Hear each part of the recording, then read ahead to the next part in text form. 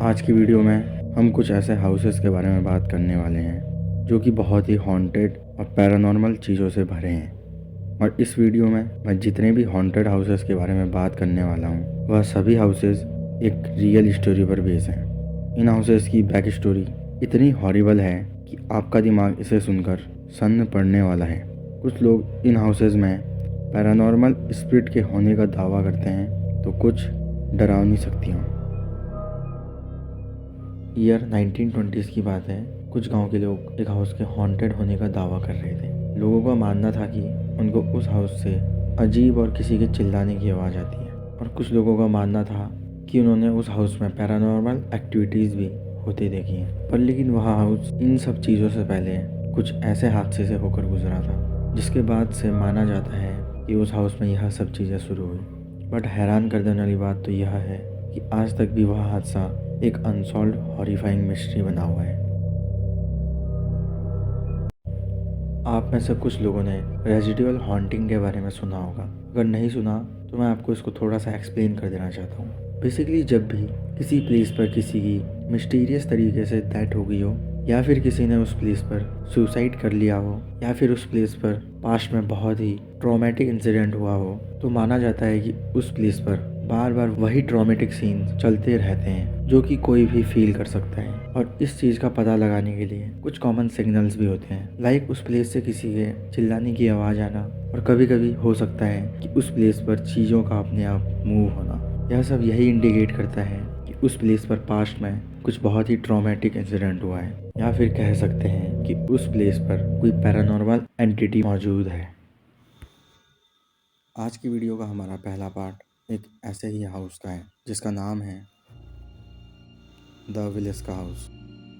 वैसे तो यह हाउस 1868 में यूएस के आयोवा में बना था, बट 90s आते आते इसे एक मौर्य फैमिली ने खरीद लिया था, जिसके बाद से यहाँ मौर्य फैमिली के जोसिया मौर्य और उनकी वाइफ सारा मौर्य और उनके साथ उनके 4 बच्चे रह रहे थे। बात है 1912 की। मौर्य फैमिली अपना दिन भर का काम खत्म करके रात का खाना खाने के बाद सो जाते हैं, और ऐसे ही अगले दिन सुबह होती है और आस पड़ोस के लोग भी उठते हैं। लेकिन उस दिन आस पड़ोस के लोगों को उस हाउस से कोई आवाज़ नहीं आती, और ना ही उस हाउस से कोई बाहर आता दिखता है, क्योंकि मौर्य फैमिली पूजा पाठ वाले और मेहनती थे और वह रोज़ सुबह जल्दी ही उठ जाया करते थे, इसलिए उनको अजीब लगता है।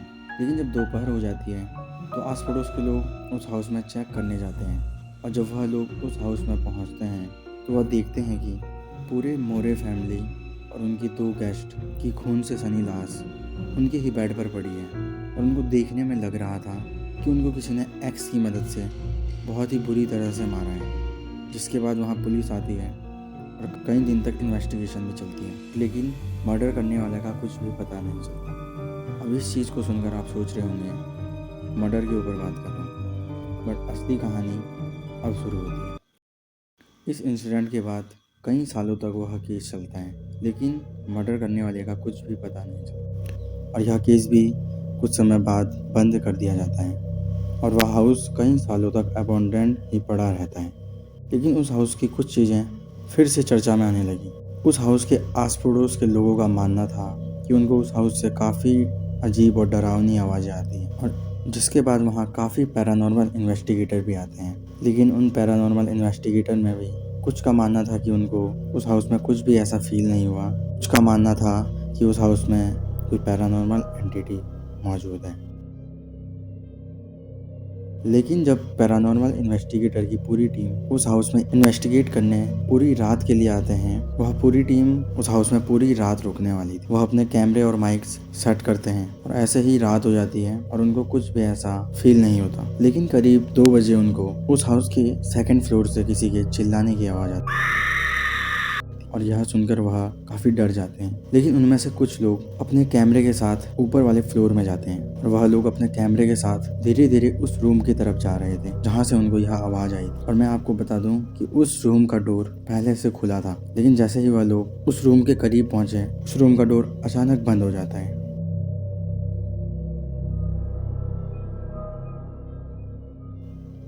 इसके बाद वह लोग उस रूम के अंदर जब जाते हैं तो उनको वहाँ कोई भी नहीं मिलता, और जब वह लोग गौर से देखते हैं तो वह वही रूम था जहाँ पर जोसिया मौर्य सारा मौर्य का मर्डर हुआ था। और उस रूम में उन्हें एक्स का निशान भी मिलता है। और ऐसे ही एक दूसरी पैरानॉर्मल इन्वेस्टिगेशन टीम भी जब वहाँ आती है तो उनका भी यही कहना था कि उनको उस हाउस से काफ़ी अजीब नॉइसेस और कुछ पैरानॉर्मल एक्टिविटीज़ होते दिखी। लेकिन उस समय इस हाउस के काफ़ी रूमर्स भी फैल रहे थे, बट इस हाउस को लोग और भी ज़्यादा हॉन्टेड तब मानने लगे जब वहाँ एक और इंसिडेंट हो। कुछ समय के बाद एक पैरानॉर्मल इन्वेस्टिगेटर नॉर्मली इन्वेस्टिगेशन करने उस हाउस में एक रात के लिए रुकता है, लेकिन अगले दिन लोगों को उस हाउस से उस इन्वेस्टिगेटर की केवल डेड बॉडी मिलती है। लोगों का कहना था कि उसने अपने आप को उस रात चाकू से स्टैब करके मार लिया था। इस बात में कितनी सच्चाई है इसका कोई प्रूफ नहीं है, लेकिन लोगों का मानना है कि उस हाउस में एक पैरानॉर्मल एंटिटी मौजूद है। वह हाउस आज भी नाइट स्टे के लिए यूज आता है, जहाँ पर कोई भी कुछ डॉलर्स के थ्रू उस हाउस में एक रात के लिए रुक सकता है।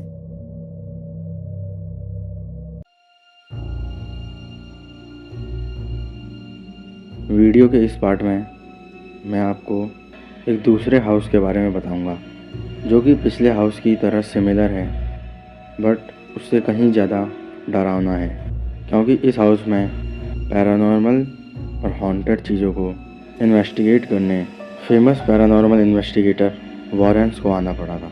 इस हाउस की बात करें तो यह हाउस न्यूयॉर्क में 1924 में बना था, जहाँ कई सालों तक जॉन और कैथरीन रह रहे थे।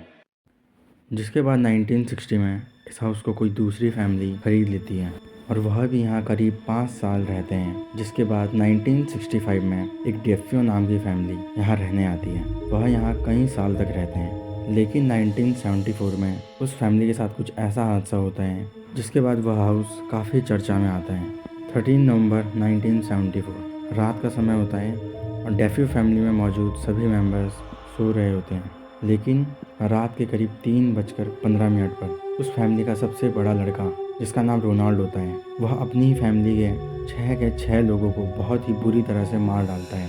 और जब यह बात बाहर आती है तो रोनाल्ड को बहुत जल्द पकड़ लिया जाता है। और रोनाल्ड से जब पूछा जाता है कि उसने यह क्यों किया तो रोनाल्ड इसके बदले कोई जवाब नहीं देता, बस इतना कहता है कि उसको उस हाउस से काफ़ी अजीब नॉइसेस आती थी जो कि उससे यह करने को कहती थी। इन बातों को सुनकर पहले तो रोनाल्ड को मेंटली अनस्टेबल बताया गया, लेकिन इसका पक्का सबूत न होने के कारण उसे लाइफ टाइम प्रिजन में बंद कर दिया गया। सोचने में कितना अजीब लगता है कि कोई अपनी अच्छी खासी फैमिली को ऐसे बुरी तरह से मार डाले। लेकिन स्टोरी का हॉरर पार्ट अब शुरू होता है। इस इंसिडेंट के बाद उस हाउस को परचेज़ करने के लिए कोई भी तैयार नहीं हो रहा था, लेकिन 1 साल के बाद ही 1976 में लड्स फैमिली इस हाउस के इतने सस्ते प्राइस को देखकर इसे खरीद लेती है। और शायद वह इस हाउस की बैक स्टोरी भी नहीं जानते थे, तो वह बिना किसी हिचकिचाहट के इस हाउस को खरीद लेते हैं।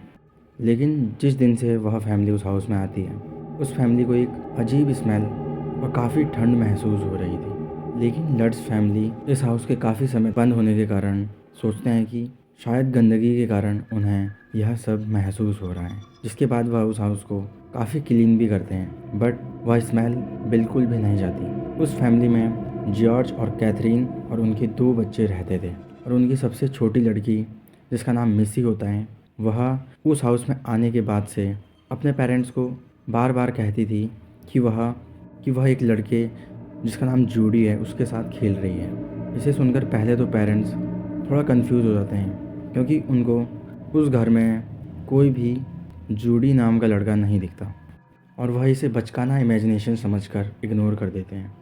कुछ दिन बाद लड्स फैमिली के लोगों की तबीयत भी थोड़ी बहुत ख़राब हो रही थी। उनको उस हाउस में कुछ ना कुछ अजीब फील हो रहा था, और अभी तक उस फैमिली को उस हाउस में सिर्फ 20 दिन ही हुए थे।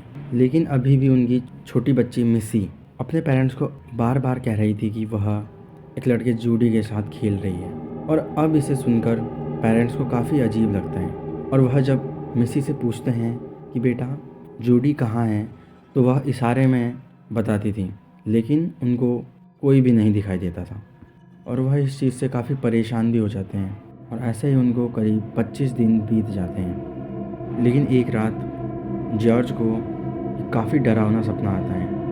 वह सपने में देखता है कि कैथरीन के बगल पर एक बूढ़ी औरत है और उसकी वाइफ कैथरीन हवा में उड़ रही है, और उस बूढ़ी औरत की शक्ल देखने में काफ़ी डरावनी लग रही थी। और उनको उस हाउस में करीब 28 दिन ही हुए होते हैं, और वह उस हाउस को बिना किसी सामान लिए छोड़कर चले जाते हैं। जिसके बाद उस हाउस में काफ़ी पैरानॉर्मल इन्वेस्टिगेटर आते हैं। लेकिन जब वहाँ फेमस पैरानॉर्मल इन्वेस्टिगेटर वॉरेंस, तो जब वॉरेंस उस हाउस की इन्वेस्टिगेशन कर रहे थे, जिसके बाद वॉरेंस उस हाउस की एक बहुत ही डरावनी बैक स्टोरी बताते हैं। I didn't go in that house again because it messed up my उनका life. कहना था कि उस हाउस के बेसमेंट में पहले कैदियों को कैद किया जाता था और वहीं पर उन्हें मार भी दिया जाता था, जिसके कारण उनकी स्पिरिट्स भी वहाँ घूमा करती थी। और जो डेफियो फैमिली यहाँ कुछ साल पहले रहती थी, उस फैमिली के मेंबर्स में एक ब्लैक मैजिक प्रैक्टिस करता था, जिसके कारण उस फैमिली को अचानक ये सब झेलना पड़ा। लेकिन इस इन्वेस्टिगेशन के दौरान वॉरेंस ने उस हाउस में काफ़ी सीसीटीवी कैमरास भी लगाए थे, जिनमें उनको एक ऐसी फ़ोटो मिलती है जो कि देखने में काफ़ी डरावनी लगती है। आपने अभी अभी एक फ़ोटो देखी होगी। वॉरेंस का मानना है कि वह फ़ोटो डेफियो फैमिली के एक छोटे बच्चे की है, जिसकी स्पिरिट उस हाउस में घूम रही है। और इस सब के बाद इस हाउस को पूरी तरह से रेनोवेट कर दिया गया, जिसके बाद यह हाउस काफ़ी महंगे दाम में भी बिका। इन सब के बाद गवर्नमेंट ने भी उस हाउस को गूगल मैप्स तक से हटा दिया है और उस हाउस के ऑनर की कोई भी इंफॉर्मेशन इंटरनेट पर मौजूद नहीं है। तो यही थी आज की स्टोरी। होप करता हूँ कि आपको यह अच्छी लगी होगी।